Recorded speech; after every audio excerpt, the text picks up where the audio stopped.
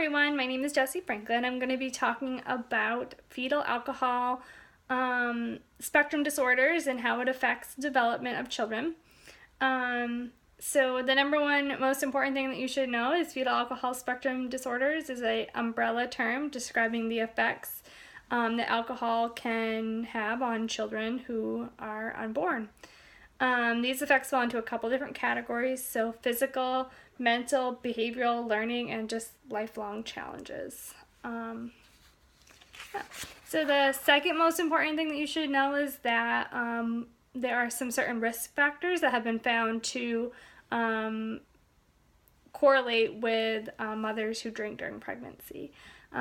So these risk factors could lead to being more susceptible to drinking during pregnancy. So those include being unmarried, being unemployed, smoking during pregnancy, having less than a high school education, having already confirmed alcoholism, and a history of mental illness. So all of those things are things that could be risk factors for mothers who are pregnant. And then last but not least, studies have found that drinking, especially binge drinking during pregnancy, correlates significantly with increased child dysmorphologies. So the different basal features that are found with kids with fetal alcohol syndrome, and then negative cognitive and behavioral outcomes. Those challenges include low nonverbal IQ, poor attention span, and behavioral problems. Okay, moving on.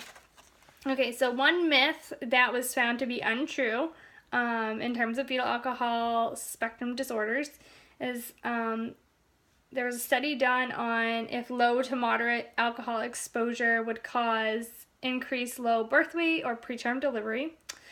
Studies have shown that low to moderate drinking does not cause those two things. So the low birth weight and the preterm delivery.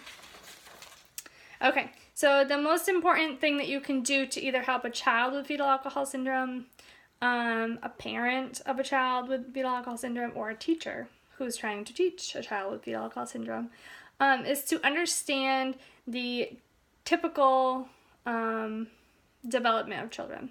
If you can understand those milestones and those developmental things that they are supposed to reach or ideally would reach, you're going to better understand what the children with fetal alcohol syndrome aren't able to do, and that maybe those areas where you could help more. So some of those things that are going to be a little bit different for kids with a fetal alcohol spectrum disorder is they may have trouble with social communication, they may be hyperactive, they may have speech and language delays, they may present with behaviors of a child developmentally younger than them, they may have delays in their educational abilities or attention span. And then they also may have trouble with self-regulation or being more susceptible to being exploited. So a lot of kids with fetal alcohol syndrome are either victims of rape, they may be a sexual offender. So those are all things to have on your radar as a caregiver or as somebody who works with these children. It's also really important that if you understand a lot about fetal alcohol spectrum disorders, or so for example, if you're a parent who knows a lot about that, or if you're a teacher who knows a lot about it, it's really important to share those insights with other people. So if you're a teacher, share it with the parent. If you're a parent, make sure you share it with the teacher. Yeah.